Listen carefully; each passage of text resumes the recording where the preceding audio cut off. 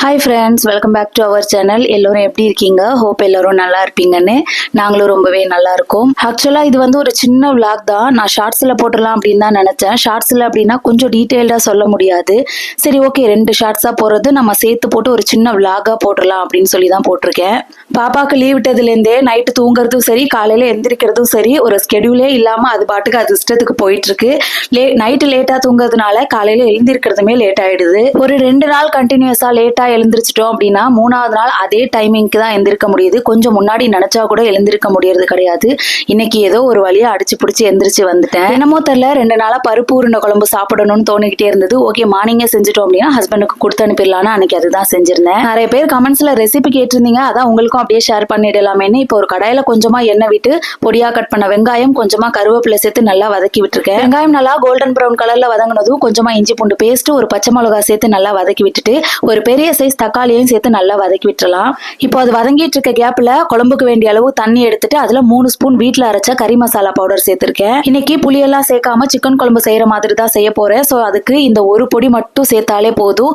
இந்த பொடி அரைக்கும் போதே நம்ம பிரியாணியில சேர்க்கிற ஹோல் ஸ்பைசஸ் எல்லாம் சேர்த்து தான் அரைச்சிருப்போம். ஸோ தனியா தாளிப்புல எதுவும் சேர்க்க தேவையில்லை. இப்போ தக்காளி நல்லா வதங்கினதும் நம்ம மிக்ஸ் பண்ணி வச்சிருக்கிறது அது கூட சேர்த்து நல்லா ஒரு கொதி விட்டுறலாம். இந்த பக்கம் ஒரு மிக்ஸி ஜார்ல கொஞ்சமா தேங்காய் அண்ட் சோம்பு போட்டு தண்ணி ஊற்றி ஃபைன் பேஸ்டா அரைச்சிட்டு வந்துடுறேன். இந்த பருப்பு உருண்டை குழம்பு மட்டும் எவ்வளவு தண்ணியா வச்சாலும் பருப்பு உருண்டை உள்ள சேர்த்ததுமே குழம்பு நல்லா திக்காயிடும். ஸோ தேங்காவும் அதிகமா சேர்த்தா இன்னும் நல்லா திக்காயிடுமே அப்படின்றதுனால தேங்காய் கொஞ்சம் கம்மியாவே சேர்த்திருக்கேன். இந்த பக்கம் குழம்பு நல்லா கொதிச்சிருச்சு. நம்ம அரைச்சி வச்ச தேங்காய் பேஸ்டையும் சேர்த்து நல்லா ஒரு கொதிக்க விட்டுறலாம். உருண்டை செய்யறதுக்காக நேற்று நைட்டே கடலப்பருப்பு, பாசிப்பருப்பு, தோரம்பருப்பு இது எல்லாத்தையும் ஒரு 4 டைம் வாஷ் பண்ணிட்டு ஊற வச்சிருந்தேன்.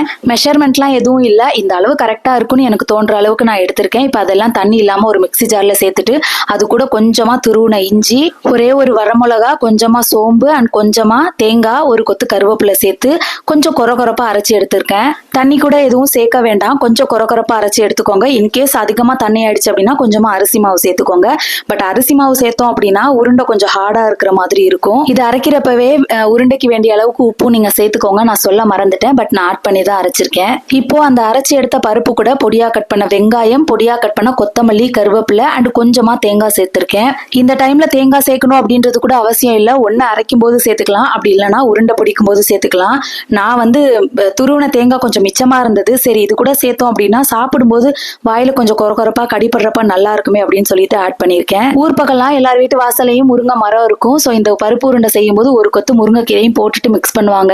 நம்ம இங்க வாங்கணும் அப்படின்னா ஒரு கட்டு தான் வாங்கணும், ஒரு கொத்தெல்லாம் கிடைக்காது. இப்போ அது எல்லாத்தையும் நல்லா மிக்ஸ் பண்ணிட்டு கொஞ்சம் ஓரளவுக்கு மீடியம் சைஸ்ல உருண்டை பிடிச்சி வச்சிருக்கேன். சில பேர் இந்த மாதிரி உருண்டை பிடிச்சதும் இட்லி பானையில வேக வச்சுட்டு அதுக்கப்புறமா குழம்புல ஆட் பண்ணுவாங்க. ஏன்னா ஸ்ட்ரைட்டா குழம்புல ஆட் பண்ணும்போது சம்டைம்ஸ் உடையறதுக்கு வாய்ப்பு இருக்கு அப்படின்னு. பட் எங்க அம்மா செய்யறப்போ தனியாலாம் வேக வைக்க மாட்டாங்க, ஸ்ட்ரைட்டா குழம்புல சேர்த்துருவாங்க. ஒரு 2-3 டைம்ஸ் பார்த்து ட்ரை பண்ணதுல எனக்கும் உடையாம வந்துச்சு. ஸோ நானும் அப்படியே ஸ்ட்ரைட்டா குழம்புல சேர்த்துறது. குழம்பு ஓரளவுக்கு 75% கொதிச்சதுக்கு அப்புறமா கொஞ்சம் ஒரு மீடியம் ஃபிளேம்ல அடுப்பை வச்சுட்டு ஒரு உருண்டையா மெதுவா உள்ள சேர்த்துக்கோங்க.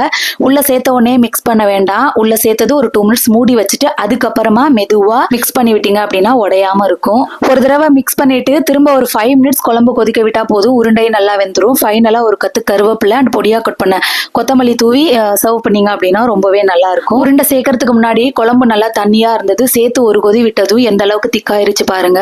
இப்போ கொஞ்சம் ஆறுனாலே போதும், இந்த குழம்பு இன்னும் நல்லா திக்காயிரும். ஸோ பருப்பு உருண்டை குழம்பு வைக்கிறீங்கன்னா கொஞ்சம் நல்லா தண்ணியாவே வச்சுக்கோங்க, ஆறுனதுக்கு அப்புறம் கெட்டியா இருக்கும். அன்னைக்கு மார்னிங் பிரேக்ஃபாஸ்ட்டுக்கு தோசை தான் செஞ்சிருந்தேன். பருப்பு உருண்டை குழம்பே இந்த சிக்கன் குழம்பு மாதிரி வச்சுட்டதுனால திரும்ப சட்னி எதுவும் செய்யல, அதே ஊத்தி சாப்பிட்டுட்டோம். இப்போ ரீசெண்டா நம்மளோட ஏரியால புதுசா டிமார்ட் ஓபன் பண்ணிருக்காங்கன்னு சொல்லி வீடியோஸும் போட்டிருந்தேன். அங்க போயிட்டு வந்து கொஞ்சம் திங்ஸ் எல்லாம் வாங்கிட்டு வந்திருந்தேன். ஏற்கனவே தேவையானதெல்லாம் விருகம்பாக்கம் டிமார்ட் போய் வாங்கியாச்சு. ஸோ இங்க போயிட்டு கொஞ்சம் யூனிக்கா இருந்தது மட்டும் கம்மி பிரைஸ்ல இருக்கிறத மட்டும் பார்த்து வாங்கிட்டு வந்திருக்கேன்.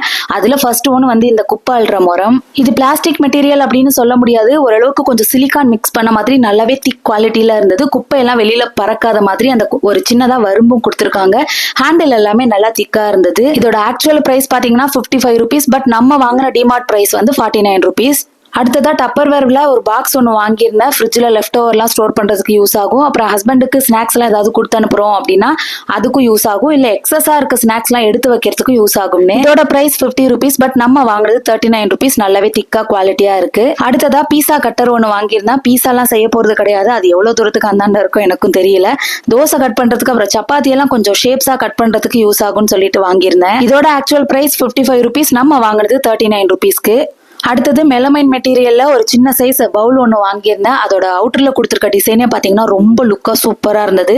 எனக்கு பிளாக் கலர் ட்ரெஸ் பிடிக்காது, ஆனால் பிளாக் கலர்ல இருக்க வெசல்ஸ் எல்லாம் ரொம்பவே பிடிக்கும். பாப்பா இருக்கிறதால செராமிக் தான் யூஸ் பண்ண முடியல, அட்லீஸ்ட் இதையாவது யூஸ் பண்ணுவோம்னு சொல்லிட்டு இந்த மாதிரி ரீசெண்ட் டேஸ்ல மெலமைன் மெட்டீரியல்ல இருக்க பவுல்ஸ் எல்லாமே வாங்கி சேர்த்துட்டு இருக்கேன். இதோட ஆக்சுவல் பிரைஸ் 75 rupees, நம்ம வாங்கியிருக்கிறது 59 rupeesக்கு. லாஸ்ட் டைம் போயிருந்தப்போ இதே மாதிரி பவுல் ஒன்று வாங்கிட்டு வந்திருந்தேன், அதுவுமே ரொம்ப நல்லா இருக்கும். அடுத்ததா அவங்க ஆஃபீஸ் போயிட்டு டீ காஃபி எல்லாம் குடிக்கிறதுக்காக ஒரு சின்ன கப் ஒன்று வாங்கியிருந்தாங்க, காஃபி கப்.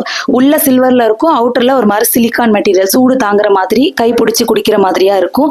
அதோட ரேட் பார்த்தீங்கன்னா 39 rupeesக்கு வாங்கியிருந்தேன். ஆக்சுவல் ரேட் வந்து 59 rupees போட்டிருக்கு. ரொம்பவே கம்மி குவான்டிட்டி தான் இதுல பிடிக்கும், இதுவே போதும். ஒரு நாளைக்கு 3-4 வேளை குடிக்கிறவங்களுக்கு இந்த சைஸ் கரெக்டா இருக்கும். நெக்ஸ்ட் நல்லா திக் குவாலிட்டியில ஸ்டெயின்லெஸ் ஸ்டீல்ல இருக்கக்கூடிய 6 ஸ்பூன் செட் மொத்தமாவே 79 rupeesக்கு நான் வாங்கியிருந்தேன். நல்லா வெயிட்டா இருக்கு. இந்த பிரீமியம் குவாலிட்டி எல்லாம் சொல்லுவோம்ல, சோ அதே குவாலிட்டியில பிரீமியமா ரொம்ப லுக்கா இருந்தது. இதோட ஆக்சுவல் பிரைஸ் 149, நம்ம வாங்கி இருக்கிறது 79 rupeesக்கு.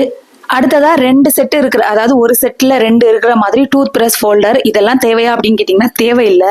ஜஸ்ட் 29 தானே போட்டிருக்கு, சரி எதுக்காவது யூஸ் ஆகுமேன்னு சொல்லி எடுத்து போட்டுட்டு வந்திருக்கேன். எங்கேயாச்சும் லாங்கா டிராவல் பண்றீங்க அப்படின்னா அந்த டைம்ல டூத் பிரஷ்லாம் எடுத்து போட்டு போறதுக்கு ரொம்பவே யூஸ்ஃபுல்லா இருக்கும். பட் நம்ம ஹோம் மேக்கர்ஸ்க்கு கிச்சன்ல இருந்து ஹாலுக்கு பண்ற டிராவலுக்கு இது சுத்தமா யூஸ் ஆகாது. எங்கேயாவது லாங்கா போறோம் அப்படின்னா அந்த டைம்ல யூஸ் ஆகும். ஒருவேளை யூஸ் பண்ண பிரஷ்ஷை ஈரத்தோட வச்சாலுமே அந்த தண்ணி எல்லாம் சொட்டி வெளியில வர்றதுக்கு 2 பக்கம் ஹோல்ஸ் கொடுத்துருக்காங்க. ஸோ அது வரைக்கும் நல்லா இருக்கும்னு நினைக்கிறேன். ஃபைனலா இந்த ஹேண்ட்பேக் ஒன்று வாங்கியிருந்தேன். கிட்டத்தட்ட 3 வருஷத்துக்கு அப்புறமா இப்பதான் ஒரு ஹேண்ட்பேக் வாங்கியிருக்கேன்.